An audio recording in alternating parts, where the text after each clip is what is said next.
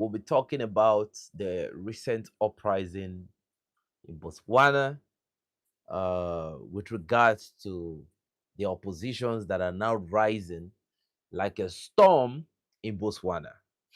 Recently, we are seeing a lot of criticism for the president of Botswana, President Duma Boko. You see, last week, President Duma Boko traveled for an essential meeting with the South African president in Cyril Ramaphosa. And the next thing we started hearing from the propaganda that is coming out right now is that the president of Botswana, in President Duma Boko, they said he did not travel to they said he did not travel to South Africa for a meeting, you know. They are even saying that the president of Botswana went to South Africa for an holiday.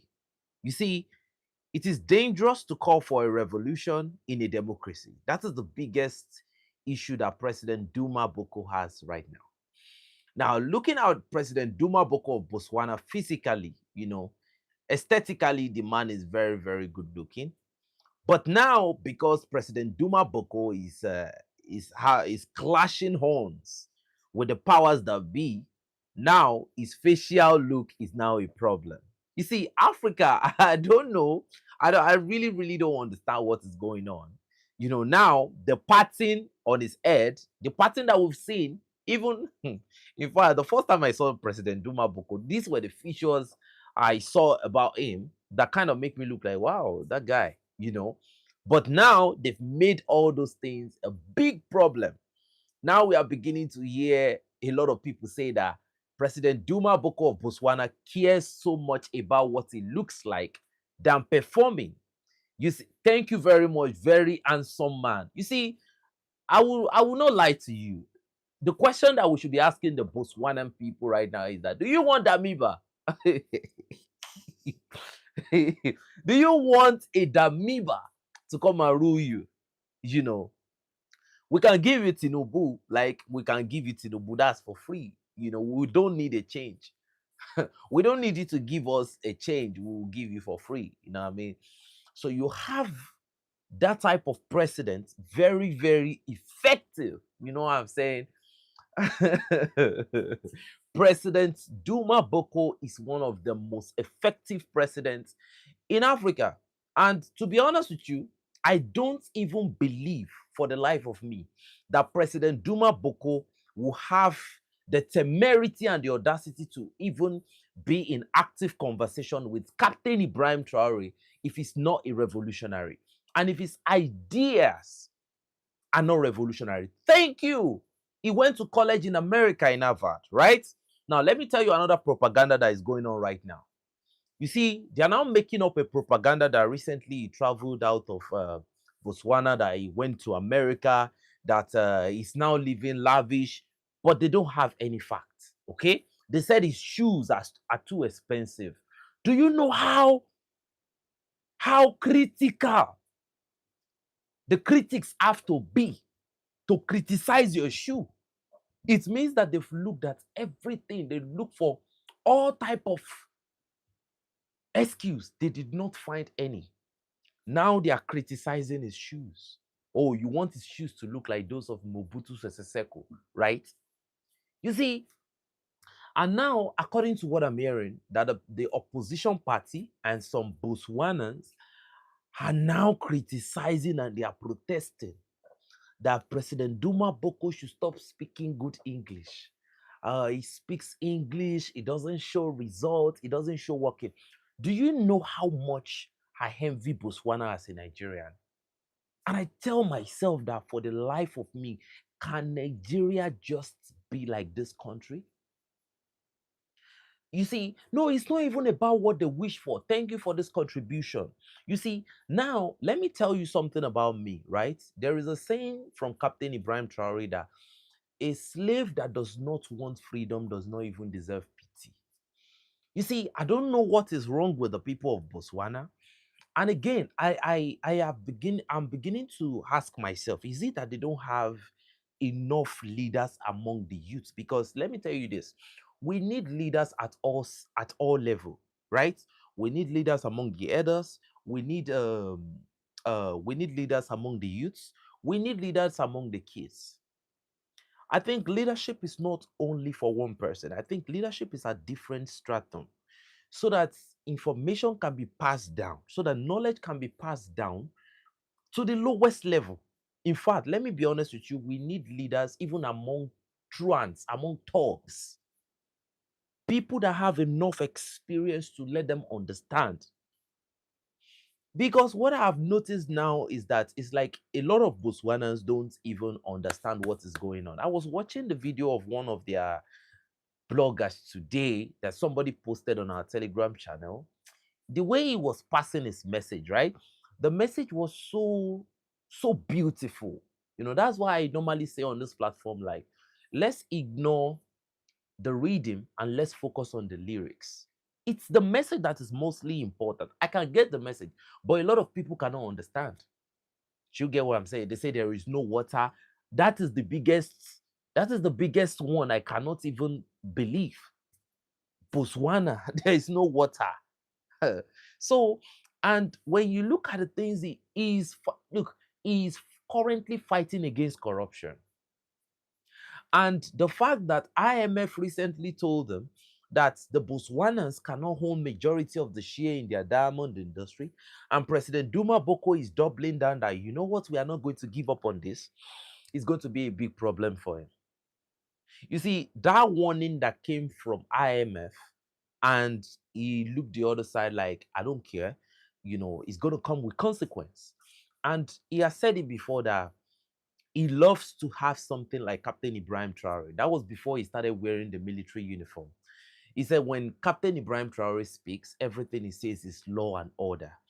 Now, I think we can have this in a democratic environment if the people are revolutionary in their mindset. And these things has a lot to do even with the educational system. So when you see all those foreign diplomats coming and they are telling you that they want to have bilateral cooperation, they want to go into your education system, you have to be very, very careful with what they are asking for. Not what you are asking for, because you did not ask for them to get involved in your education. You see, whatever education these people think they've given us for the past how many years, I can't count, God knows when, they better keep it at this point. Because independence is how many years? Now let's calculate the years of slavery that they said they've been imparting this knowledge, right? You should have imparted enough. At least we have professors, we have PhD. But now the problem we have is that these people are still under the influence of the same, tainted education. Tainted education. Because that education was not meant to liberate people. Unfortunately, I'm so sorry. That paper document was not meant to liberate people. Because if it was meant to liberate people, there is nothing they produce that we shouldn't be able to produce. If it was meant to liberate people, the people that study political science in Africa, we should have our government either better than theirs or it should be at the same level. But that's not the result we are getting.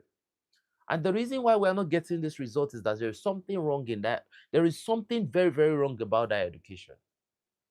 Right? Now I'm beginning to wonder, what is the gain of those people that are protesting, the detractors? What is their gain?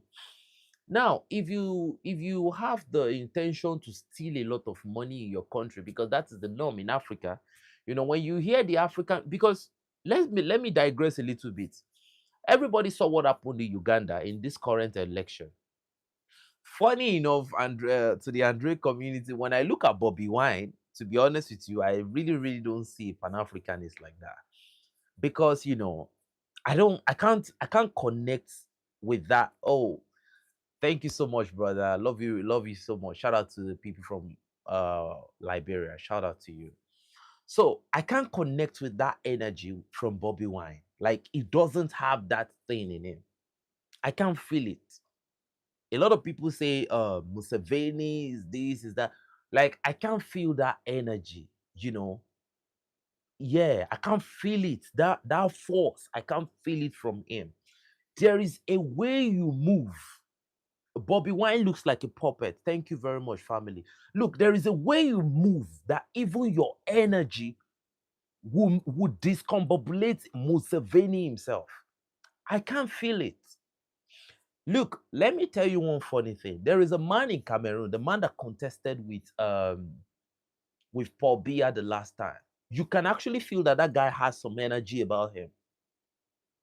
And for you to say you want to govern in Africa, you must have some level of tested and trusted brutality in you. To be honest, because you're facing you're look, the people we have in power right now in Africa are not democrats, they are dictators. The people we have right now are dictators. What did they call Gaddafi? Was he not a dictator that they call him? I think the ones we have in power right now, I don't want to mention names, but they are all dictators. Look at Museveni. How will you tell me that that one is not a dictator? And the first person, the first group of people that congratulated him, the African Union. You see, I have a feeling that the African Union is not even a union. Yeah, I have that strong feeling within me that that is not a union. That is a deep state serving the interest of some people, you know. You get it's a deep state. African Union is a deep state organization that is working for the interest of certain people. And I have a strong feeling that African Union has some group of elements that are working within that organization that can actually be paid off by some of these dictators. But at the end of the day, you see, it is the shame that come after that we should think about.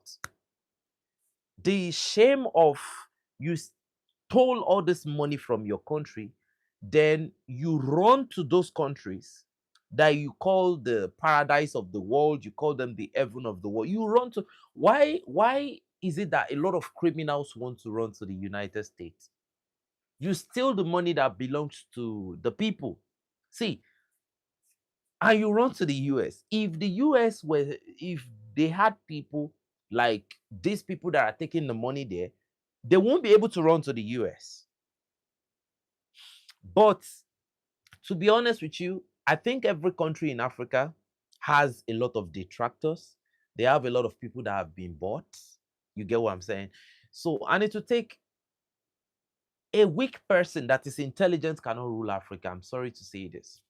You have to have some level of tested brute in you, and very tested brute and trusted brute. But it has to be controlled, and it has to be from a place of empathy for your people that you want those people to develop. Vladimir Putin, I saw one video. There was a fire outbreak in, I think, Novgorod when Vladimir Putin, recently came to power, but, at the time. And there was a woman that was crying, and they were talking to Vladimir Putin that, what will he do? And he said it very calm the first time that this is what I am going to do within this period of time. And the woman was crying the more, and the woman was like, when? Like, that's, I don't blame the woman. The woman is speaking how from the status quo. The woman is speaking based on the experience she has had with people like Boris Yeltsin, the disappointment, the failed government, the promise and fail, and the next seconds, the way Vladimir Putin responded, you know that, man, this guy is here for business. His voice changed, the tone changed. It was like, I was like, yeah, okay.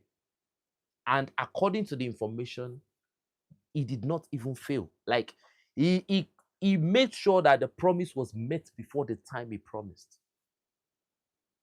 So you see, this problem we're having with Duma Boko down south, it was something I have seen. Like, you can see it coming. You can see it coming. And Duma Boko, unfortunately, Like we said in the Android community, it's not like Duma has been talking a lot. I think any good person will fail in a democratic system. And you will not just fail in a democratic system, you will be befuddled. You will be put to shame in a democratic system. Because the democratic system was carefully built up for great people to fail to a certain extent. You might succeed, but you will fail to a certain extent. Do you know how many people have to verify whatever you want to do? You know how many, the Senate will see it, the representative will see it. You know, if the Senate is completely bought out, you can't succeed. Let's say the majority in your Senate house are, opposition members, you will have problems. You see, they are paid to agitate. Thank you very much. So possibly this will be the end of the tenure of Duma Boko. Once it's done now, they will probably take him out. Like just leave power and get out. But you see, like I said in my video that I made the other time, I said I'm praying for the Botswanan people to not experience what the Nigerians are experiencing.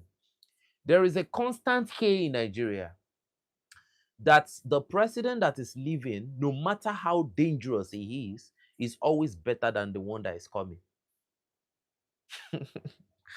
Please, family, I want you to look at this trend, okay? From Obasanjo, right, to Yaradua, okay? From Yaradua to Goodluck Jonathan. The bar is falling from Jonathan to Buhari. And see, you know the exasperating part of this is that they are all using eight years. So a lot of people think this 8 years is just 8 years of I'm voting. It's 8 years of your life. If you are really, really someone that is productive, somebody that is reasonable, somebody that have some brain in their skull, you will know it's either plus 8 years of your life or minus 8 years of your life. Either way, time is not waiting for you. Some people have lost their life in Nigeria in this past 8 years as a result of bad governance. Some people's life have been shattered. So look, terrorism have blown some people off. Bad governance in terms of decision making have taken some people away. But one thing that Nigerians think they have is they think they can adapt. Yeah, that's one thing. They believe, we are the greatest with adaptation machines and all of that. It's not like you know how to adapt. It's because you've been stupefied for a very long time.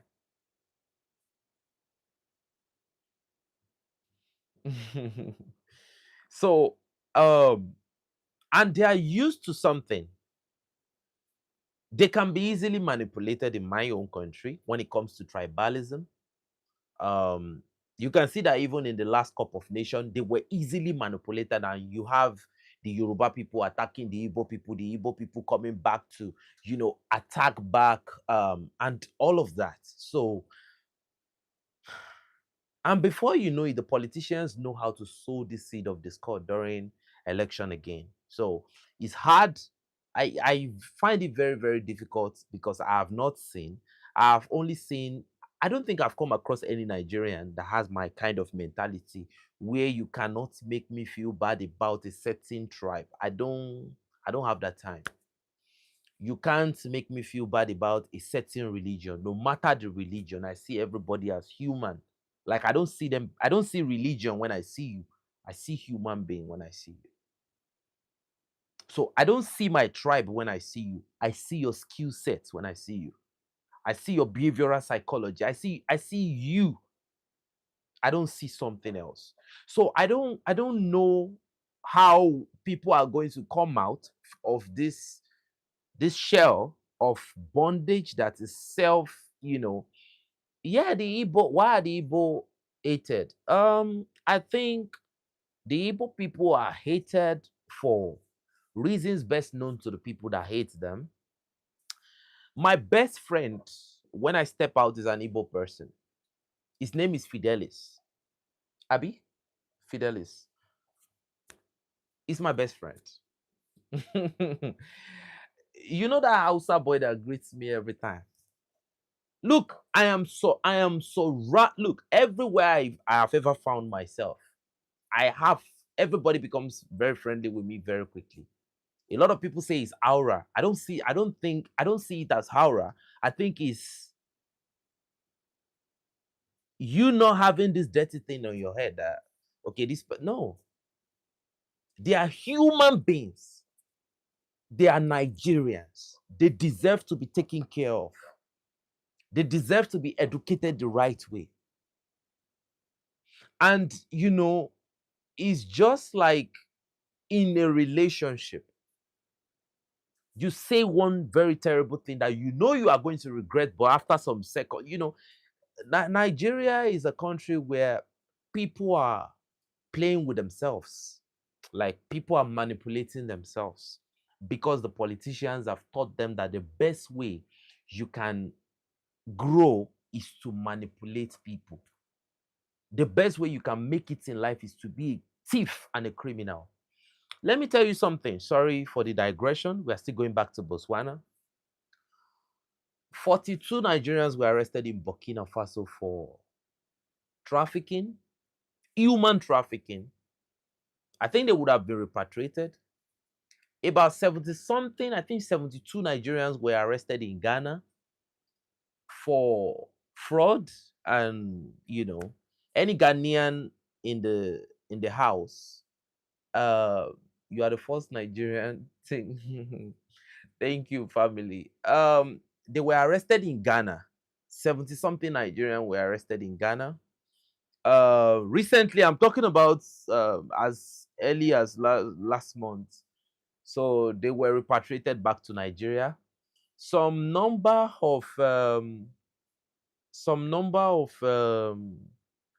prostitutes were arrested um in one of the African countries. Yeah, I think Burkina Faso took some number of prostitutes too. They were taken from Nigeria to those countries to go and commit that act. So now a lot of people were like, Nigerians, Nigerians, Nigerians. I don't see it that way actually. I see it as a problem that has built up over time. Okay. And a lot of people don't see it, probably maybe because they are privileged or something. You see, bad decisions can build up and become, it will build up into something that is different. But people will now see that thing, the product of that thing that is different, as something that is attached to those people, maybe based on genetics or something else, but they don't know that it's a product of those bad decisions that they've made. When you hear that one politician stole 70 billion, we have people that have stolen 20 trillion in Nigeria. One person. One person. So, but when you hear that $15 billion was stolen recently, last year, for NMPC, whatever, oil, something, they said they wanted to build a local refinery. The money disappeared between, I think, probably three people. And you will hear that there is a particular organization that arrests these people, recover the fund, but you are not seeing the um, you are not seeing the instantaneous result, right? People's house are being brought down, they are not paid, so it becomes ethnic beef and all of that. So I feel like these problems you are seeing of Nigerians running to this place, Nigerians running to this place, Nigerians running to that place, is because of the type of leaders they choose to select. Okay. Like I said, and I will continue to say this, before Nigeria can have a good leader, it will not be a person that is rich enough to rule them, to lead them. It will be somebody that will be picked by the Nigerian youths themselves. I don't know from God knows where. Somebody whose moral is good enough. Okay, I don't know what type of test they have to put the person through, and they have to back the person up even before the election. Like they have to tell the person, like, whatever happens, we are going to back you up. So, with that said, I think they have half a chance because Nigeria has been damaged to that point that you might probably not even have half a chance, you know. But you see, once Nigerians continue to expect somebody that has enough money to stand and, you know, they feel like the right guy is there, they will continue to fail. So you see this issue of hating the Igbos, hating the Hausas, and hating, like, it's some group of people that want to benefit, and they sow the discord among them, and gradually, you know, and they will go and sit aside and they will be laughing once the people are, you know, going against themselves. The people that are manipulating Nigerians believe that Nigerians are foolish, you know, and it is not because they are foolish, it is because it is the people themselves that give those people the power to behave like that. When you look at the behavior of the Federal Capital Territory Minister, this guy literally behaved like a god, you know.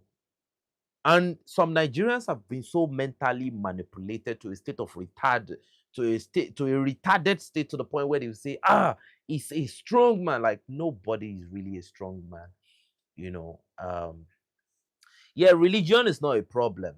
It's not supposed to be a problem. But people have, I remember when I was growing up, religion was properly practiced in Nigeria, but people have now manipulated religion. There's a video I don't want to release on this platform where you have a young boy on dreadlocks that was, you know, holding people, doing his hand like this, they will fall. He would throw his leg as if he's playing a sliding tackle, they will fall, and all of that. You see, like I said, they should pray that somebody that have my kind of identity don't rule this country, because, you know, prisons will be built after prisons. Like, many prisons will be built. I will first of all build I will build so much prison that they will think I'm about to throw the entire Nigeria into prison. I'm telling you the truth. I will build so much prison. And I know, you know, when you do this, you will face a lot of resistance. If you ever, one of the rule that will, if you ever incite any type of tribal divide, you won't come out, at least um, maybe for my 4 years, you won't come out. You would not see the sun. You would not. Any type of division would be, you see, Nigeria needs some level of iron fists. It's a large country, and you don't need a bad person, you don't need a too good person, you need somebody that has a balance of everything. I'm a Nigerian and I know what I'm talking about.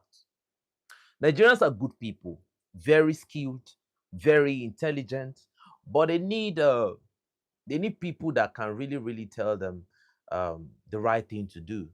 And some Nigerians believe they are more educated than some Nigerians.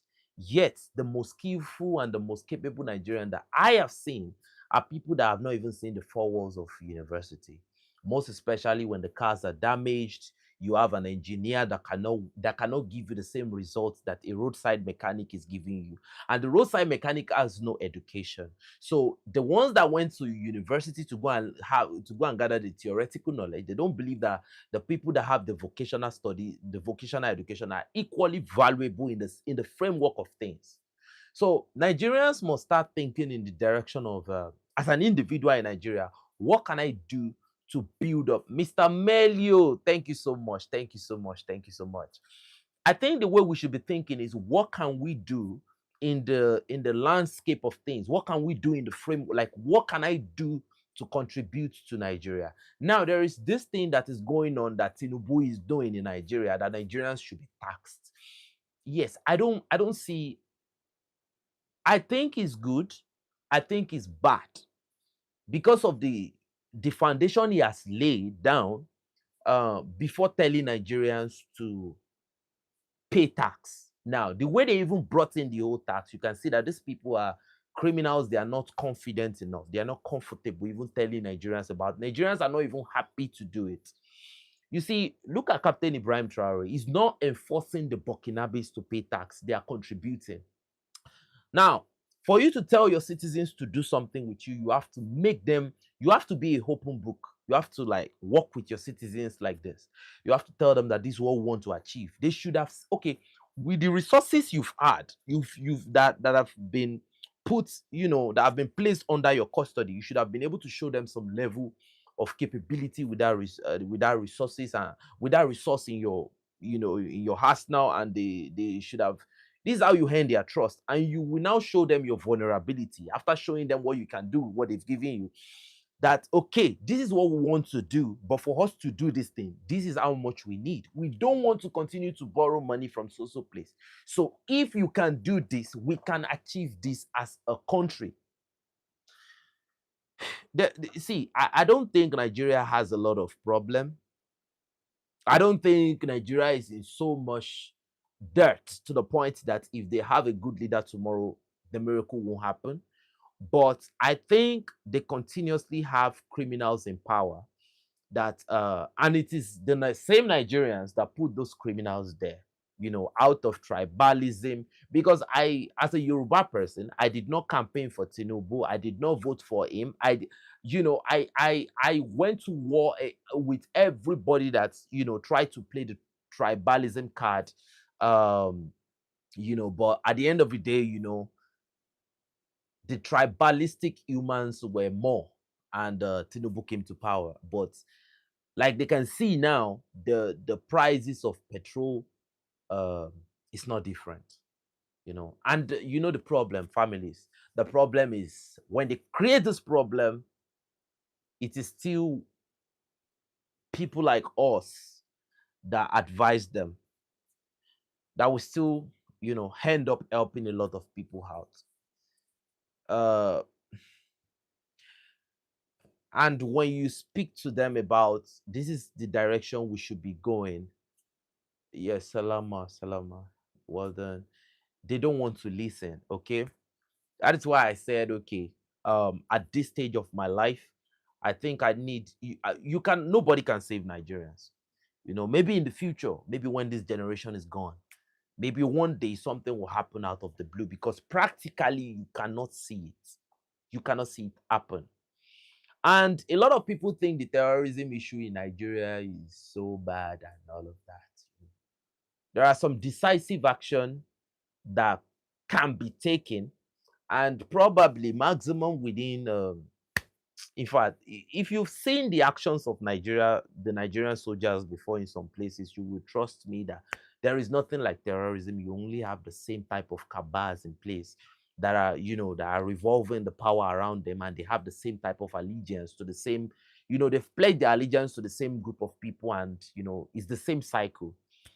And like I said, the leader of the people has to be chosen by the people, from within the people, by themselves. And that person does not need to have a dime before coming to power. And I think once you are a revolutionary, you cannot backslide, because your enemies are constantly looking for an opportunity, so you have to be on your feet at all time.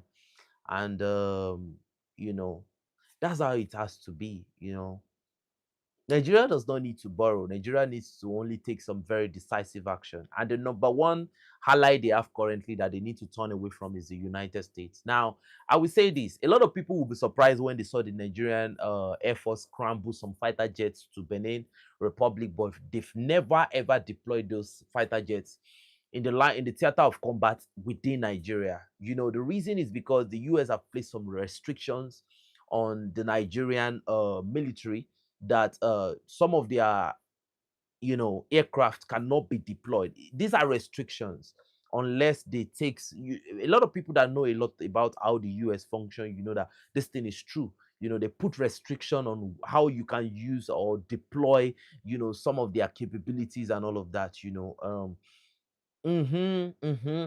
So for me, I won't lie to you. Oh man, to be honest, yeah, we have criminals in power. I will not even deceive you. Nigeria has so much capability, and enormous level of capability, and mental skill sets, to the point where you don't even have to. And warfare has changed. I don't expect Nigerians to still be shipping in a lot of armored vehicles and all of that. Those, shipping in armored tanks and all those things. Yeah, you need it to blow defensive positions off. Um, you know, you need it to blow defensive positions off and all of that. And a lot of people shipping in armored vehicles and all those armored tanks and all those things. I think if you are doing all those things in this present age, you are only doing it to bamboozle the people. People that are not really, really mentally equipped like that. You are shipping in 1,000 armored vehicles. You are wasting time in this current day and age. A lot of people should be entering the drone episode of modern combat. A lot of drones should be coming in. Much love, brother. Salute to and shout out to every Jamaican in the building. Yeah, thank you so much, brother. Thank you so much, brother Homer. That is one man that has been helping a lot in this fight. So I believe Nigeria have the number. When you talk about number, Nigeria has the number, and you have to regionalize the place. To even if you don't regionalize it completely, you have to regionalize it to a place, and immunity must be taken away from governors in such a way that they cannot steal the people's money. In such a way that if a governor steal the people's money, you have to be able to deploy her capability to go into that state and pick up that governor as if you are picking a terrorist. I'm telling you. And you have to be able to inform Nigerians about what the governor has done and how much the governor has stolen. You see, you can't imagine that a man like Yaya Bello stole 70 billion and he did not even have what he wanted to use that money for. And they wanted to pick him up, and there were some people that resisted, like thugs and all of that. You can't do that when you have a proper leader in the building. You know what I mean? Like, anybody that restricts should be ready to take their 72 virgins served on the plate.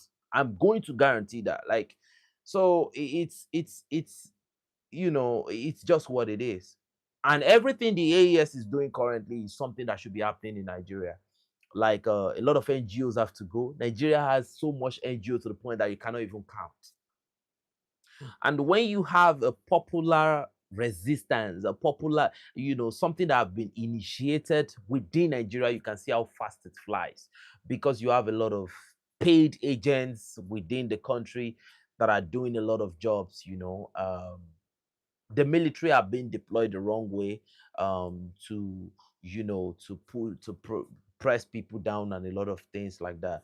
And the military, they are good, but they are obeying orders. Let's also understand that. So if you have a good leader, every other part of the body will function properly. So that's the problem that Nigeria is having currently. And I feel like we have gotten to a point in life where a lot of leaders in Africa should be working towards making Africans in diaspora to come back home. We're in the season where people should be enticing. There are people that have left their country out of frustration to come back, and have a reason to look back and be like, okay, I want to support my country once more, and I think that's how it should be, yeah. And I think, like, the problem in the AES right now, um, it's so disappointing that a country like Nigeria is not even helping, you know. The country like AES, the terrorism issue. Nigeria should be a country that should be, you know, should be standing tall and, like, okay, should be like asking for, like, okay, what can we do to help the alliance of Sahara states? Okay, calling the president and be like, how do you think Nigeria can help? Okay, we're going to send 10,000 combat capable drone, units that, they are well trained when it comes to the drone capabilities, to go in and assist with either reconnaissance, either constant reconnaissance, or let's say offensive, spurious offensive operation by sending in some suicide drones to, like, continuously searching the enemy, because injury to one is injury to all. Like I always say, the first neighbor will defend the second neighbor. So when your second neighbor is going through a lot, and you are like, okay, you want to, it will come to your doorstep. Yeah, it will come. The escalation is going to definitely reach you, and history will remember. You know what I mean? It's not like defending your neighbor is your number one responsibility, but for the sake of solidarity and brotherhood, that is what you should do. If the Beninese authorities can request for the help of Captain Ibrahim Traore, and he acted with corresponding, urgency, and sent in the drone units to go and help out the Beninese people. And the next thing you are hearing is the Beninese people coming back to, to betray. It just tells you the type of people that's come out from this continent, unfortunately. Um,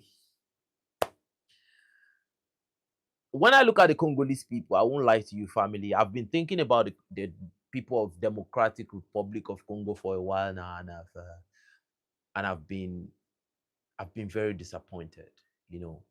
Uh, and I'm not disappointed in the people of the Democratic Republic of Congo. Like, I've forever been disappointed in those people.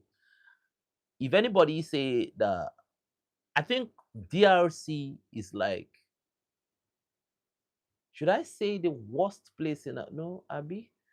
I can say like it's close to the worst, the most disgruntled place in Africa when it comes to management and all of that.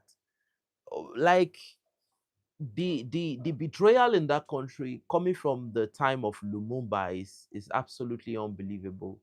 When I look at how they betrayed Lumumba and they couldn't even fight for Lumumba, yeah, the AES needs some electronic warfare, you know. But one thing I found out about the AES at the same time is, when people use Starlink, probably on the front line. Uh, oh, thanks so much, brother. When people use Starlink on the front line, like that is what the terrorists use most of the time. I'm surprised at how quick the AES combat forces are able to um, counter the ambush. And the first thing they do is to locate the drone unit, and they take out the drone units. It happened in several of the Burkinabe armed forces operation, and it's surprising. It's surprising. I've been campaigning for a while now about airborne capability like drones and all of that. Today, something happened in Western Mali. I just said I should drop that a little bit. Um, some troops were ambushed in Western Mali, so it won't catch you by surprise. That's why I'm giving you this information. Um, and one of the personnel carriers, I don't know which of the vehicle, but I'm going to post it on Telegram after this session. It was ambushed. The level of fire that went into that vehicle was just too much. The vehicle was damaged beyond repair. From what I discovered, there were no troops in the vehicle. There was no soldier, because based on the video, the number of times they spent, they could not assess the vehicle. The tire was damaged. I think probably maybe an IED. So I think the troops left the vehicle, and I don't know where they were. But at the time of the video, there was nobody on site. But you can't even see any stain, like any ready stain on the vehicle. But the vehicle was properly riddled with bullets. So that's part of what I'm saying, because when you look at the warfare methodology of the enemy, one of the biggest thing they have is the improvised explosive device. They've been able to use the improvised explosive device to a large extent, and they've been able to use it well. This is war. This is war, and a lot of people must understand the fact that this is war, and sometimes it's back and forth. But the good thing about war is that you mustn't lose more. That's the calculus of combat. You win, I win, but I'm going to win more than you are winning, and I'm going to win significantly and enormously more than you are winning. You know, Look at how the number of casualties the Malians are putting on the enemy. One drone strike and about 50 guys are gone. Like I said, in the Nigerian operation, one of my video that was censored, I told a lot of people, like, if I had said it just with mouth that 70 people were neutralizing uh one of the operations, people will look like 70, that's much. But you saw it, just a lot of people are now reposting and reposting. I told a lot of people that A lot of enemies are going. They are going like they're disappearing by the day. You know what I mean? But the issue is they continue to recruit. Now, why are they getting the recruitment? One of the reasons why they are getting recruitments recently that I found out is because they are not taking it as a personal resentment. They are not, it's no longer looking like they are being paid and being used. Yeah, they are paid, right? But they are not taking, they are taking it from a place of resentment right now. That, oh, so person that is related to so person was taken out by certain people, you need to revenge. So, and when you look at the people that have been recruited to fight against the AES, they are from the same tribe, similar tribe. Okay. Now, they have internal funders and they have external funders. Now, the internal funders are backed up, they are reimbursed by the external funders, because sometimes to get money to the, to the ground fighters, they have to ship in money to the internal funders. Then the internal funders will help them to launder the funds so that the fighters can be paid. The NGOs have been shut down. Now you saw that I think last week, or week to last week, Nigeria Republic has now, cancelled some thousands of NGOs, and the reason is because Nigeria Republic told them to present their financial um, documents, but they cannot do it. And that is part of the rules that Nigeria Republic has now given them, that for you to continue to operate within Nigeria Republic, yeah, respect to you, brother. Respect to you. Thank you for coming in. The part of, Nigeria has told them that for you to continue to operate in our country, you have to show us your financial. We want to see what you are doing, and they could not provide it. And Nigeria told them, you know what, now you have to leave, you know. Oh, thank you so much for tuning in from Zambia. Much respect, brother. Thank you for joining the family. I really appreciate it. So now the AES, they are tightening those hands, and it's getting more difficult. So right now, this operation I told you that happened in Mali today, this failure from them, the failure is coming from western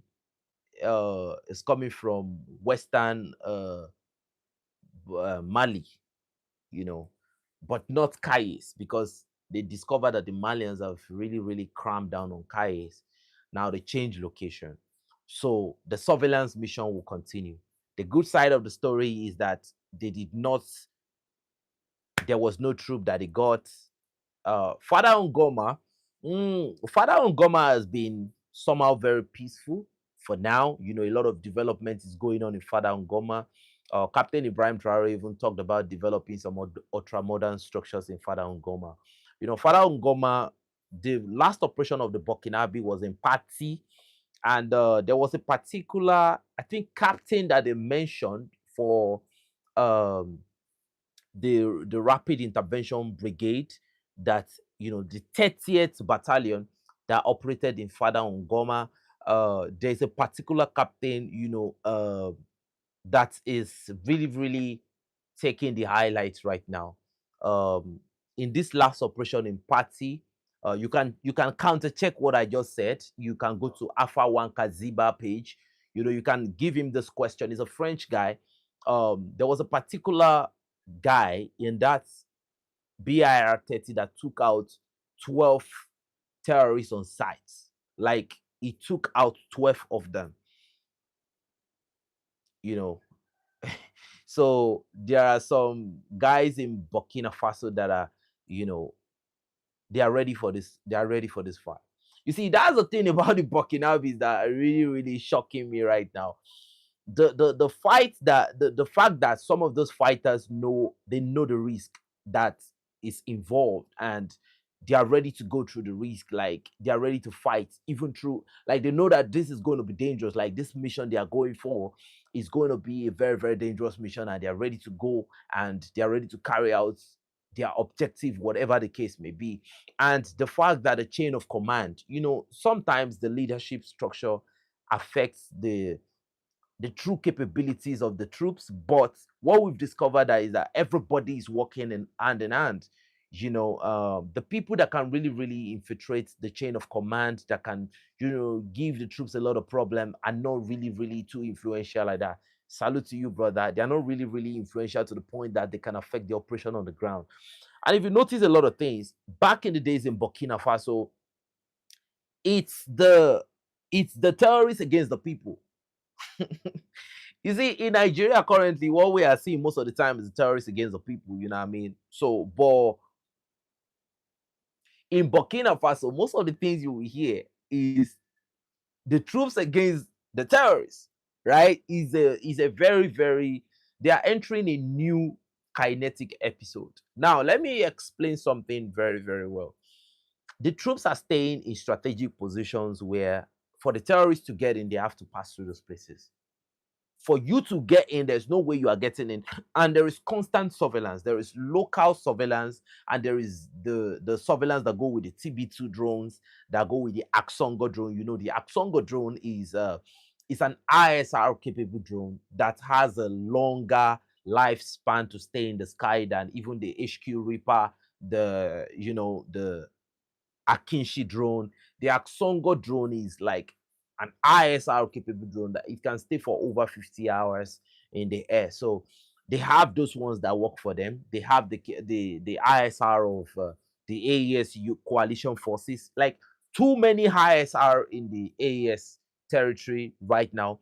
So most of the time, the elements are coming from Mauritania. If you look at the display of Assimi Goita in this current presidential inauguration that happened in Guinea. One of the funny episodes that I that I witnessed was when the president of Senegal was coming, and I don't know if he was trying to greet Assimi Goita. Assimi Goita was sitting like this. This was how his arm was like he looked at Assimi Goita. Assimi Goita was not even like, I was like, damn, this is cold. Like, he was just doing his arm like this, and he was looking like this president of the AES, he has something else. I don't know. I don't know why people really, really showed that episode. I'm going to post it on Telegram so that people can see it. Like, man, these guys are cold. So, that was one episode of it. But a lot of times too, you see, Mauritania, um, during the challenging time. Which president? Which president is that? Which president is that? You can actually clarify the president and the vice president, or which country? Of which country? So, like, what was I saying? So for the terrorists to get in, they have to confront the troops, and that will be something very, very decisive. For you to confront the troops, you are not even confronting the BIR first. If you meet the Rapid Intervention Brigade first, then your chances of living as a terrorist, of going out alive, is very, very slim. If you engage with the BIR guys first, the chances of escaping is very, very slim. Mind you, the terrorists are, is Tinubu back yet? Tinubu, the Jagaban of Bogu is not back yet. Like, look, what we have in Nigeria is just like, is God's grace. Like, no, they don't talk. See, talking about Nigeria right now is like spoiling the party. So, to go to look to breach the defensive position of these guys, you have to go through the Rapid Intervention Brigade. You have to go through, first of all, you will meet the VDP. There is no way you will not meet the VDP. Now, the VDP are the people that are, the VDP are the ones that are, that are indigenous, and they are there. Now, the way they build the Rapid Intervention Brigade is like this. You see, let's say Burkina Faso completely destroys the terrorist element in Barabule now. Let's say they smash the terrorists to Stone Age.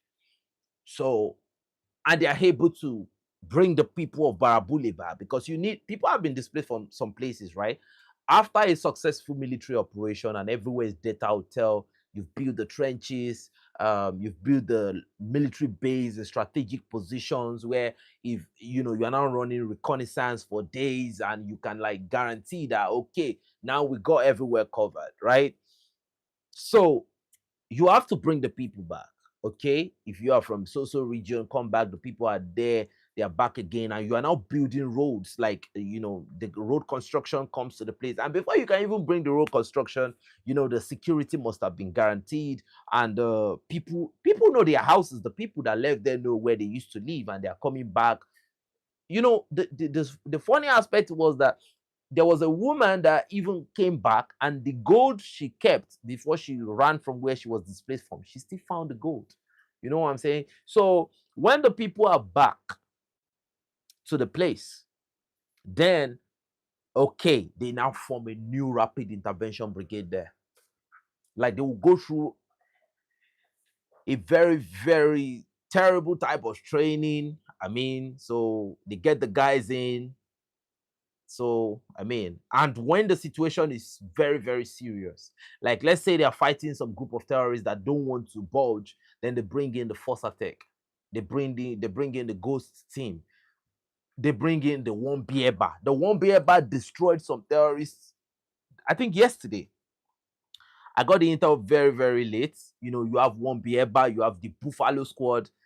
A lot of people that have been following Burkina Faso, you can confirm all these things I'm saying. There's one beer bar, there is Buffalo Squad, there is Forza Tech, there's Ghost Team. Like these guys are something else in that country. It's like, to me, what I think is, I think the Burkinabes like fighting. Like Nigeria tried to recruit 24,000 soldiers out of people that are over 300 million. Like that was it. I don't even think they got up to. I don't think they got up to 8,000. They had to be begging the people to join the military. Nobody wanted to join. But in Burkina Faso, like these guys are ready to join. Like this, man. I mean, the level of preparedness is just on a whole different level.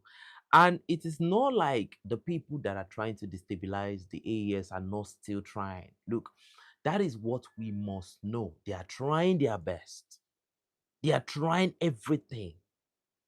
And just to let people understand something, the reason why the West cannot consistently sustain the fight against Russia is the fact that some people in Africa are no longer so subservient. And part of those people are the AES. Let me be honest with you. Do you know the enormous amount? Thank you so much, Window City. Thank you so much. Thank you so much. Oh, Chicago, Illinois. Thank you so much, brother.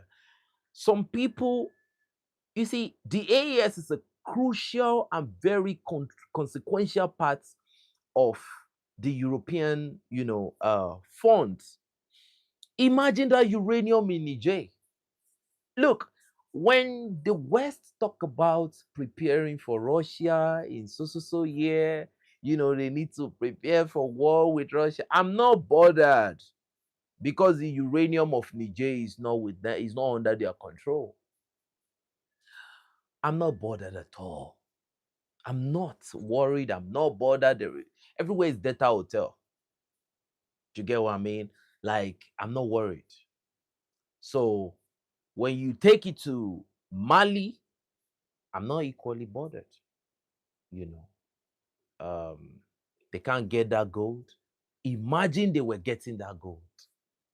You know, if they were getting those gold, they would have been, in fact, they would have funded Ukraine for. They wouldn't be borrowing money. Imagine if you are being told that Europe is borrowing loan to fund the crisis in Ukraine.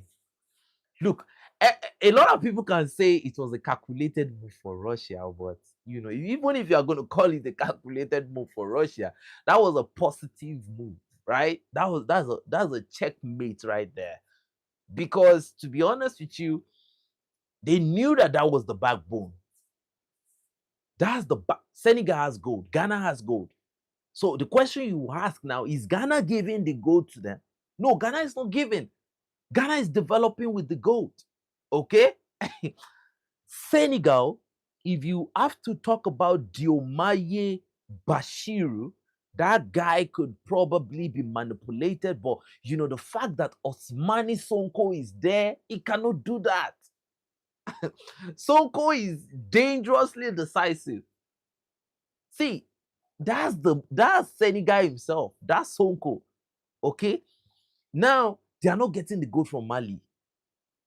The gold is not coming from Burkina Faso. No. They are not even getting a grain of gold from Burkina Faso, right? And they are not getting the uranium from Niger. And don't forget, Niger equally has gold. So where is the whole thing go? Where look, the statement, the way Emmanuel Macron made it look is Emmanuel Macron made it look as if these countries were the poorest on the planet. I posted a video about the last visit of Emmanuel Macron, oh, thank you so much, my brother. Thank you so much, my brother. Oh, you didn't know it was live? It was live actually. We normally have our live session around this time actually, just to share some good time with the family actually. Sometimes not all the live that we run on this platform is like serious. No, sometimes we just have live to answer questions. I'm happy to see you to answer questions and to so families. Tomorrow I'm going to be bringing Dr. Issa Jahi from DC, but currently resident in Burkina Faso.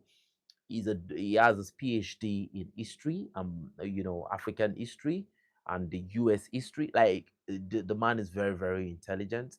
I have spoken to him, and he has actually been featured on the Burkinabe official platform. He has said a lot, you know and he even has some, because he's currently present in Burkina Faso. He has said some things that I think you all need to listen to, you need to hear about. A lot of people are telling me that they are scared of me losing my channel, and that is the thing. I'm not scared. you know um we will rise again. We will see. Look, the Android community, I'm not someone that is scared. I have a Telegram channel. I have a Telegram channel. This is what I'll do. Thank you so much, Deadly. Thank you so much for the donation. Thank you so much. This is what I'll do, right, families?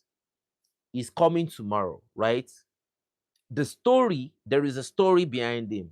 Like we are hearing that he's being tracked everywhere he goes to. He's being tracked, even to Burkina Faso. He's being tracked.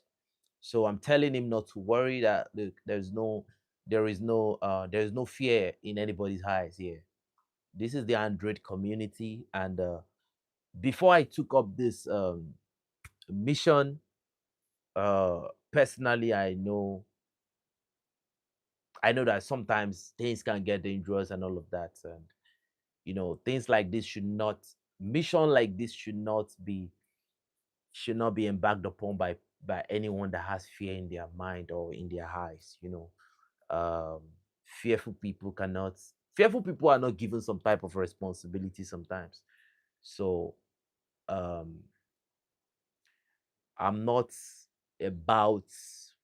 I'm the kind of person that if, let's say, the world comes down today, you know, we are ready for it, and I'm not scared of going back to, like, they took Scott Ritter's money. He said he had only $24 in his account and life was tough and all of that. And really someone that I've lived for 2 weeks, right? The only thing I was feeding on was water. And when life got so bad, I look, I have lived from, thank you so much, brother. I've lived through some of the worst situation in this life. I have been in some of the deadliest scenarios. Like, I've been through it all. Like, so this, oh, one person is threatening one person, it doesn't exist in my head. I don't see it. Even my partner was shocked. Like, when they were telling me all these things, I was laughing, like, because I don't know how to respond to danger in a very no. So we want to say Dr. Jahi, who is our brother, is our family. Um, yeah, they can't see it in me. Thank you very much. I don't look like someone that have been through a lot in life, but I've been through so much. Yeah, I've been through so much. I've been through. That's why I can relate with everybody. I can relate with people in the I relate with everybody. When I was in school, most of my friends, they are the people from the slums. These are the people. Look, I relate with people that you don't understand. It takes the people that can understand to understand. So I can feel the pain of the people that are oppressed.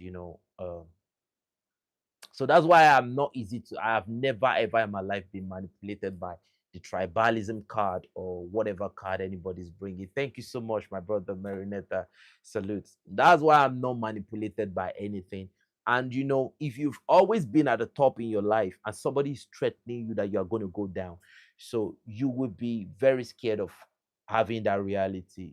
I'm someone that I have to constantly remind myself that yeah, tomorrow you might wake up and everything is gone, and I'm prepared for that moment. And I'm always prepared for that moment. you know yeah, it's not something I need to pray about. I don't pray. I don't pray. I literally don't pray. I'm somebody that lives here every second, and I'm prepared for the best and the worst. So sanctions don't threaten people like us. Poverty don't threaten people like us. We're from it. Nothing threatens me, actually. Nothing. And as a medical professional serving at the federal government level, um, I, I'm I, I'm a major in histopathology and cytopathology. So my job, basically, I see what I'm talking about. I see it every day. So, and I know that the difference between me and those people is the fact that I am still breathing and they can no longer do it anymore. So I don't see I see life as an opportunity for me. So the way I live every seconds of my life is like, before my moment is done, before I become the next person like them, let me just give out the best of me. So every day of my life, I live it to make positive impact, because the world is not going to be forever. Like, it's never forever. We are young today, we will not be young forever. So that is what pains me when I see a lot of people that continue to steal money, as if it's just so unfortunate. It's so unfortunate. I so much hate corruption to the point that if I want to buy something from you and you inflate the price of that thing for me, and I catch a whiff that you are inflating the prices, I'm not buying it. Even if you bring your price to the lowest level, I so much hate corruption. You know. Um the way I have a backup channel. I have a backup channel on YouTube. The name of the backup channel is thank you so much, brother. The name of the backup channel is Bankai Sisoko. Now, a lot of people have been asking me, is Android my real name? No, absolutely. Is Bankai Sisoko my real name? No, actually. When you go to the intelligence community, if you study a lot of history about how the intelligence community work, you can't actually put out. You have to have a code name. You have to have a code name. Even every asset in the intelligence community, you don't go with your real name. They can call you crab, they can call you snail, they can call you alpha, they can call you delta, they can call you sector. you know yeah, thank you so much. Thank you so much, my brother. You get it. So that's how it is. So I name my other channel Bankai Sisoko. So I'll be adding the link to my YouTube. So if you check my YouTube bio, you after this video, you'll be able to see I've actually dropped one video up there. So you can just join. It's not like we'll be posting should in case we lose this platform. And we can be tracked to any point. So that's why I used to say that a lot of people can actually pay attention to our Telegram channel, because yeah, if anything happens, that will be the first place where we'll have to raise the momentum back again. So, and I have a TikTok channel that has about 15,800 subscribers. When I was not doing Pan Africanism, I was doing football commentary. But After I found Pan-Africanism, I stopped doing football commentary. I deleted all the football videos there, and we picked it up once again. So that is how it is. And I think if I get to those platforms, the influence is always positive because we are preaching the truth. We have nothing to gain.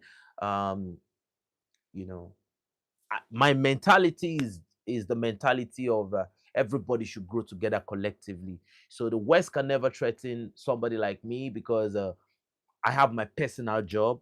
Like I can survive in in any situation, any terrain, any condition. So I'm not the type of person to be threatened with anything at all. So yeah, I was leaving before YouTube, and after YouTube, we'll continue to leave. So we are just telling our people the truth. So that is why, yeah.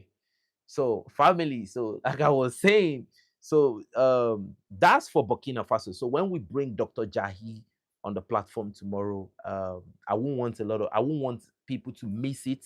And I promise Dr. Jahi that he should not be worried, should not bother about anything. Life is gonna be good. We are going to build a good nation together. And I told everybody on the Andre community that we are very, very happy to have Dr. Jahi among us because these are we need everybody in the Adrid community.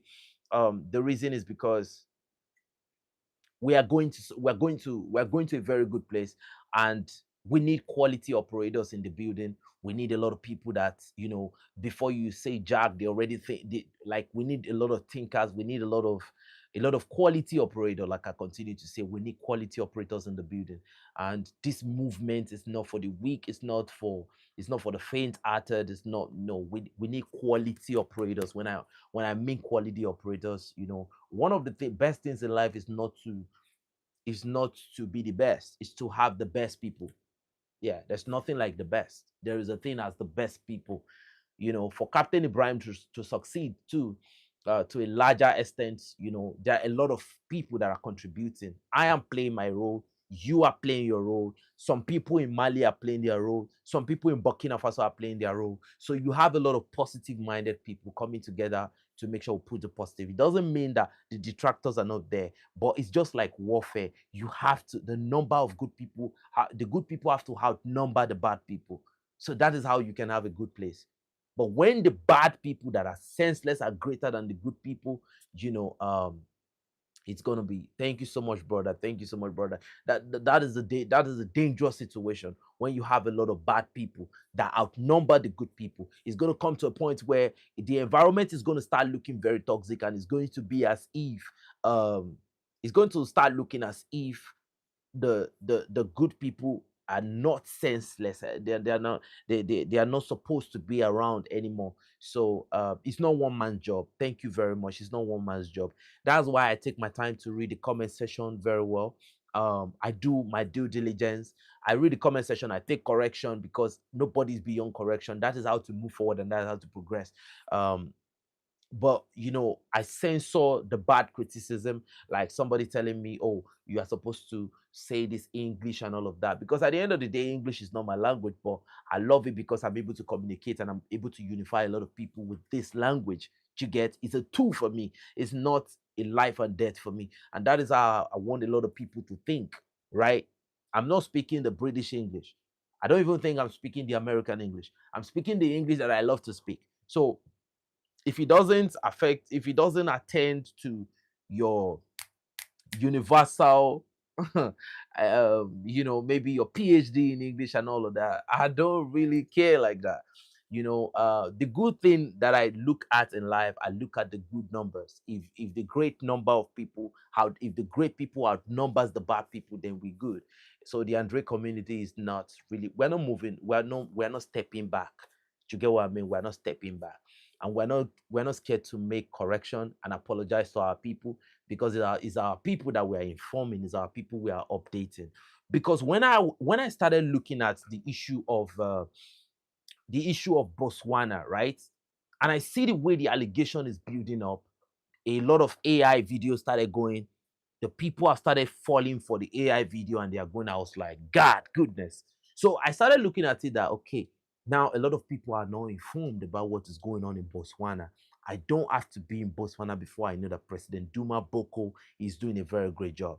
But the problem now is that I think, in my opinion, that a lot of good people, a lot of sensible people are not supporting the cause down south. Maybe they are carried away with frivolities. They are watching the football. They are partying. Yeah, it's not like people cannot do all those things. But man, Africa is so behind that we don't have time. Like I said, you see, I'm happy everybody that wants to go and party should go and party. But some of us are not meant to be out there. So, and we are not tired of being inside and doing constant research so that when the people come back from the party, we can inform them on what is going on. Everybody cannot be outside. So down south, if you are a Botswanan in the building and you are listening to me, because I've seen a lot of your bloggers, I've seen a lot of people that are creating it down south right there. You guys need to do a lot of work down there. You need to do a lot of work down there. Imagine the number of the level of lies they would have told about what was going on in the Sahel. But we will never stop. We will never settle. You know, if they bring out their propaganda, we are there to counter the offensive. And let me tell you something, family. It means we are doing a very great job. No matter how small any community or big any community is, I want to tell you that you are doing a very, very fantastic job. And the reason is because you can see Emmanuel Macron saying that they have to win the battle of narrative. Do you even know what that means? That they want to win the battle of narrative. It means they are facing a very fierce resistance. It means that we don't live in the 14th century. When they say this person is a criminal, oh, everybody, oh, he's a criminal. Gaddafi is a dictator, oh, you know now they are getting the mainstream media is getting blacked from every angle. It's because when they say something, the first thing people like us do is we start looking at them like, what what are you trying to say? That's the first way to think. When somebody says something, you have to, okay, what is the interest of this person? That's the first question. What is the interest of this message? What are they trying to send across? How true it is? How true is it? If it's true, what are they trying to achieve? So there is a lot of things to put into consideration before even assessing some of their information. And so far, so good. I think we've been able to destroy most of their propaganda a lot of time. So it's a battle of the mind. And I think I've played my role. You have played your role. I will continue to play our role no matter where we go to. And it is in this moment that I want to say thank you to everyone in the Android community. We are now 22,000 plus. To all my brothers, sisters, mothers, and fathers in the house, I want to say I appreciate you all for your support. Because it's not easy. You are playing your role. If you are not playing your role, you won't be here at this point in time. You know, you won't be here. If you are not playing your role, you will not be here. You are playing your role, and that is why I'm able to play my role. Um, yeah, the people that want to sleep can sleep, but it will never ever end the way it ended for Gaddafi. Gaddafi does not look like me, so let's not get it twisted. Ibrahim Traore look like all of us. Like Ibrahim Traore is us. So they and we are not scared of going even against the enemies within. You know what I mean? Even though they are one of us, we will try to make them understand. And even if they don't want to understand, anybody can become nobody. Anybody can be a nobody within any instance. So because you are paid off to commit a crime that will affect millions of people, that is why Damiba, I can tell you, we might not be seeing Damiba arrested, but Damiba is feeling a lot of pressure. Imagine you are Damiba right now. You can't do anything free. He can't walk the market free. Damiba himself, I can guarantee you that he's a wanted man. Like he's in his mind, he's a wanted man. You know, because if you've ever been in a moment where the world is calling for your head, you can never ever take a step without looking behind you. is how dangerous it is when you've offended a lot of people. Because even among the good Africans, there are still bad Africans that are part of the good Africans, and they are good Africans, but they are bad guys. So, Damiba, I'm telling you, even before Damiba sleep every night, he looks at the environment, he makes sure everywhere is Delta Hotel before he closes his eyes. Is how significantly dangerous it is. The fact that that coup failed, I don't think that maybe Bas sleeps well. At any point in time, I don't think he sleeps well. When he goes outside, if a car tries to double cross him, let's say the car just wants to overtake normally, the car is overtaking normally. I'm telling you, it's earthquakes. It's not easy to orchestrate a coup d'etat where you were trying to launch a decapitation offensive against the Burkinabe leadership. It's not just one person, it's not two. You were trying to like decapitate every type of leadership they have in Burkina Faso. That is a significant one. Damiba will never ever be a citizen of Burkina Faso again. He will never.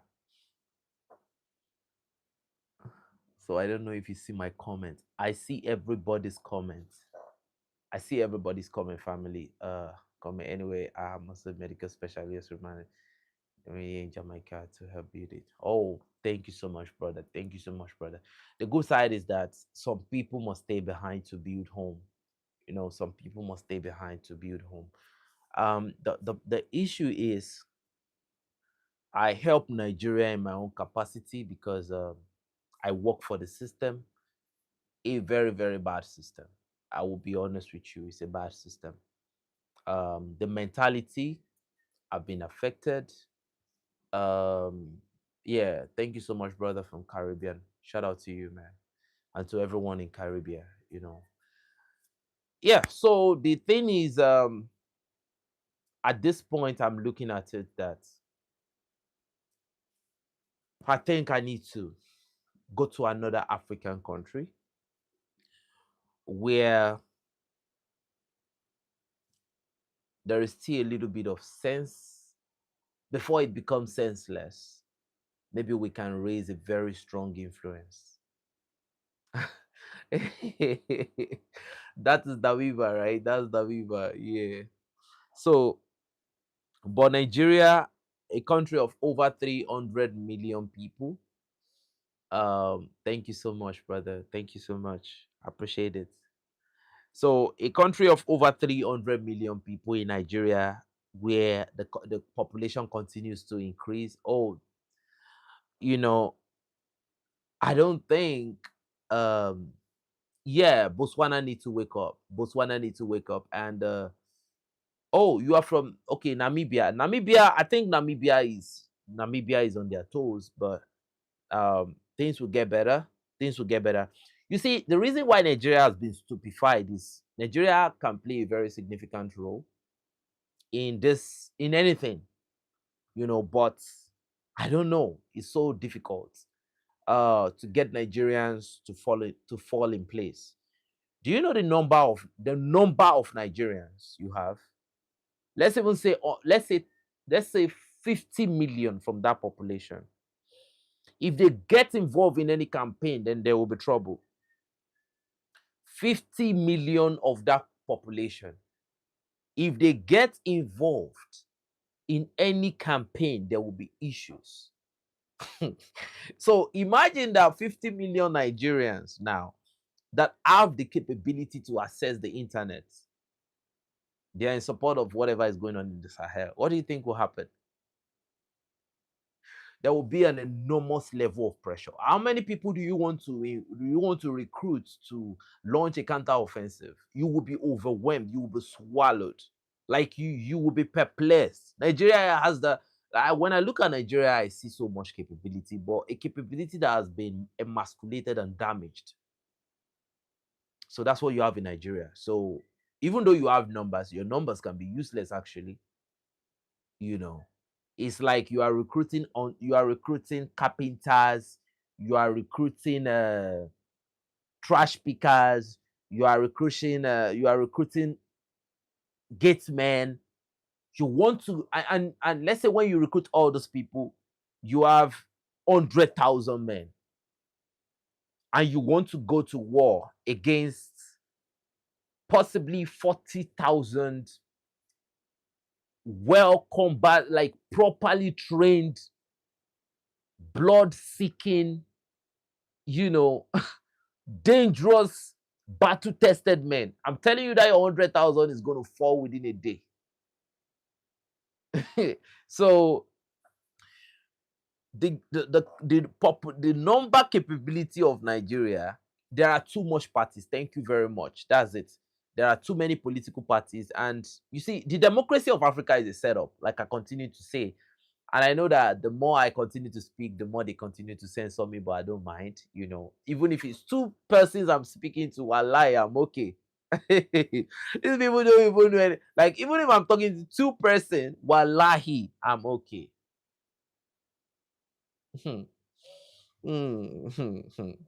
So the thing is, any country that has so many political parties, that country is bound to fail. You know, when I was looking at the Botswana situation, I was seeing so much party. I was like, yes, Botswana is in trouble. Botswana has been captured. You know, that's just the truth. Any country that is about to be captured, you start seeing a sort of balkanization in the political system. You see, the reason why Burkina Faso is working, I will say it again. There's only the Popular People's Revolution. There is nothing like an opposition.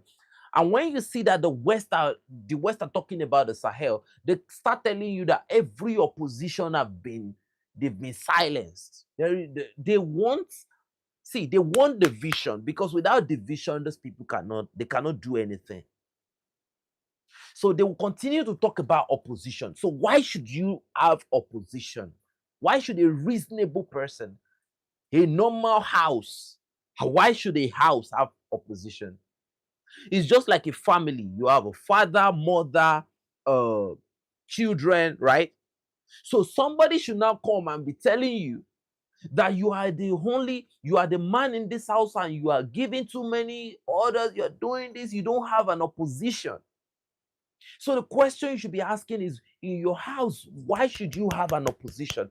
Why should everybody not be putting their heads together to work in the right direction?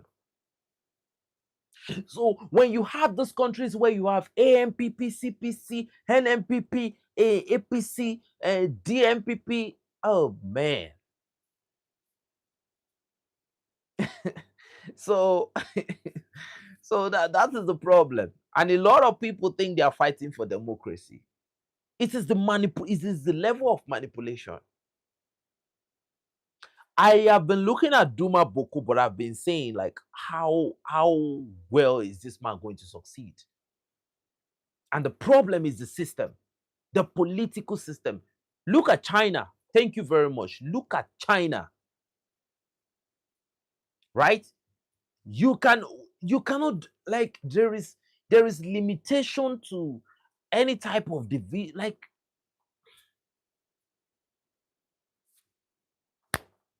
but they want to make Africans believe that you must divide. And that is where corruption comes in. The name of the game is divide to conquer. Thank you very much. Because you ask the question, why are they talking about opposition? And when they see that your opposition is not even dangerous enough, they will say, the meaningful opposition have been stepped down. There is no meaningful opposition and all of that. They want an opposition that is ready to tear the country down. Let me give you an example of opposition that they want. They want you to be a Maduro, and they want an opposition like Corina Maria Machado, the failed human being in Venezuela. They want somebody like Machado that is telling the United States, oh, come and bomb Venezuela. That is what they want. They are so happy in Nigeria when a Yoruba person speaks bad about an Igbo person.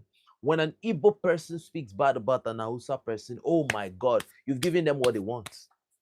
Without politics, they've been able to even divide you from the very start.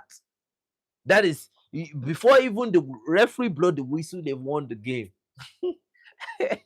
So that is aside. Now, when you now talk about when they are able to create religious divide, they are very, very happy. Ask a question for yourself. Is Russia not a country? Have you seen the way the Muslim Russians? Oh my goodness. Right? The Muslim Russians and the Christian Russians. Look, a lot of people need to learn. Right? I was listening to Abti Alaudinov, right? The commander of the Hakmat Special Forces. He said something. It was like both the Muslim and Christian, they are waiting for the same creator. And they want to be a part of the creator's army when he arrives. Right? Both the Muslim and the Christian. See, the truth is that Nigeria don't used to be like this where there's division. No. I think the more everybody developed, some people were developing in corruption. Yeah, some people were constantly developing in corruption. I'm telling you, every politician is thinking now, what is the next? What is the next agenda? What's the next script? Exactly, religious manipulation and tribalism. I am very, very sure that I know some pastors that were paid, like financially they were paid. Some kings were paid. You can see that in Burkina Faso, the recent coup d'etat, there was a king that was paid. He was paid so that he can mobilize people to start protesting. It's so similar to what you saw in Venezuela, in what you saw in Iran. They mobilized with some civilian, like race protesters. So immediately they are launching that decapitation strike. The people will start protesting, like you saw in Venezuela. That immediately they captured Maduro, right? There were some people that were protesting that now they are free. Now Maduro has been, that's what you have. That's what you have. It's a question of, when you see this thing, it's a question of how much were they paid, and look at how much they paid those useless people in Burkina Faso. Look at how much they were paid. 70 million CFA franc. When the money was converted to dollar, I think about 120 something thousand. Man, 120 something $1,000. So that is how cheap. That's how cheap they are. So I mean, to be honest with you, I think Africans need to do better. Traore is the lead. He's a good leader. He's a good leader, and we need to support him. We need to support him. This is the first person I'm voluntarily follow. He's the first leader I'm voluntarily following in my life. You know, like he's the first leader that I'm looking at, and I'm being like, yeah, I'm ready to follow this man. You know, let's imagine that I was older, I would have still followed him without, as if he was, because he's making me feel like leaders are born, like they are born, like for the job. Yeah, we need to pray for Captain Ibrahim Traore. We need to give him every type of support. Asimi Goita too, Abdurrahmani Chiani too, and I will tell you the reason why. Their security is attached. Their security is very, very attached. Burkina Faso is locked between the two countries. If you look at the borders of the two countries, right? Mali and Burkina Faso, Mali and Niger, they share territory. Burkina Faso share territory with the both of them. See, they were smart to create an alliance with themselves. They were very, very smart. I'm telling you. So that's why what they did at first was to try to have a meeting with Mali and have a separate meeting with Burkina Faso and have a separate meeting with Niger. But when the people of this country saw the divide and conquer, they were like, if you want to do anything, you must see us as one. If we are going to do anything with you, it will be under the framework of the entire AES state. And they saw that, oh man, these people are not going to change, right? Our NGOs are getting knocked out. Our media channels are getting knocked out. Look at that Al Jazeera English. The smallest, and you see their journalists. See, when you see their media talk about the Sahel, you know that there is an active, these people are in an active conflict against the Sahel. There is no objectivity to everything they do.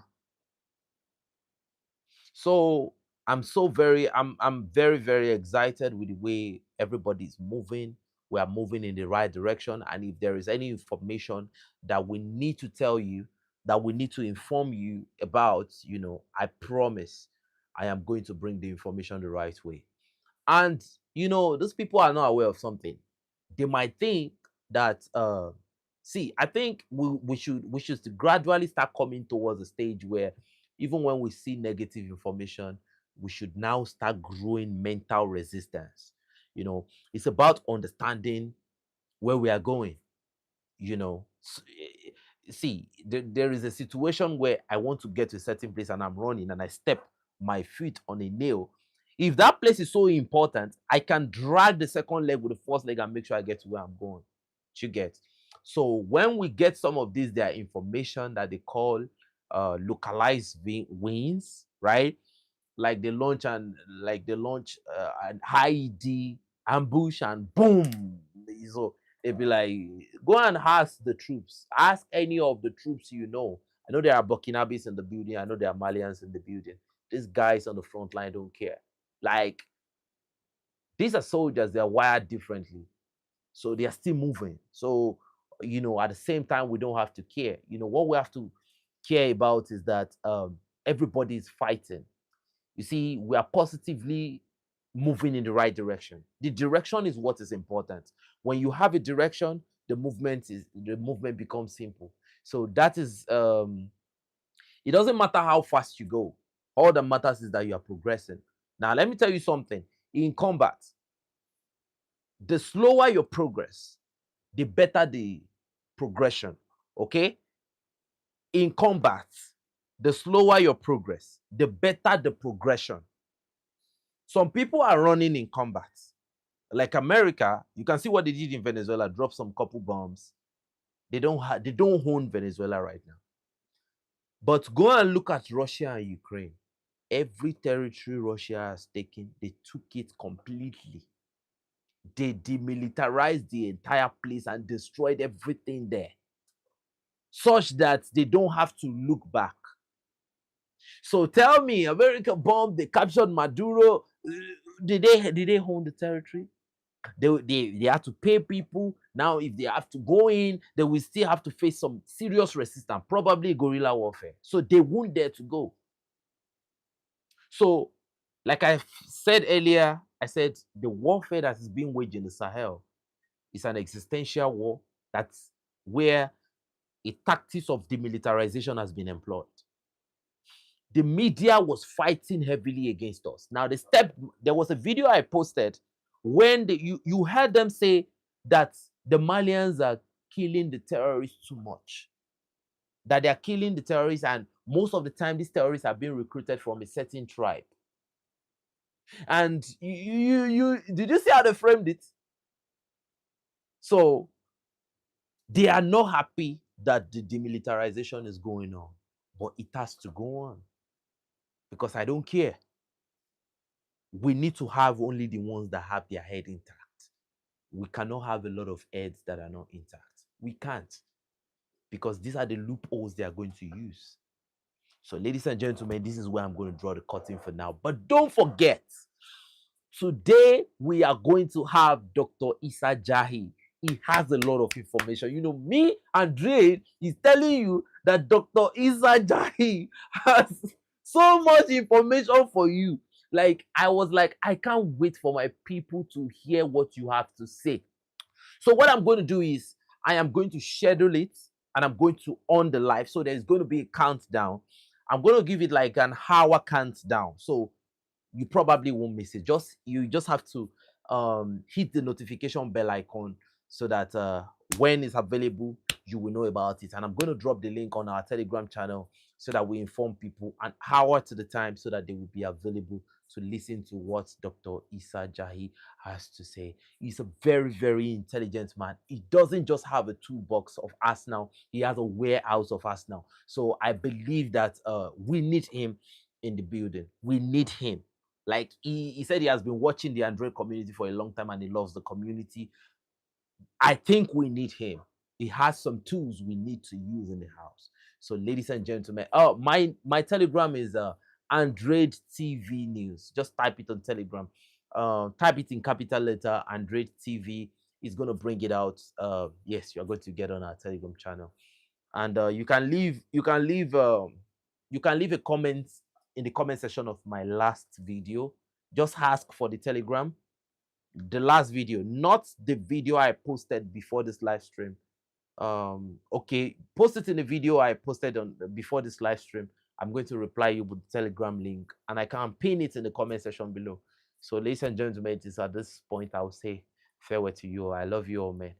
And yeah, I see you when I am live here with Professor Dr. Issa Jahi. And we're going to have multiple sessions because he has a lot to tell you all.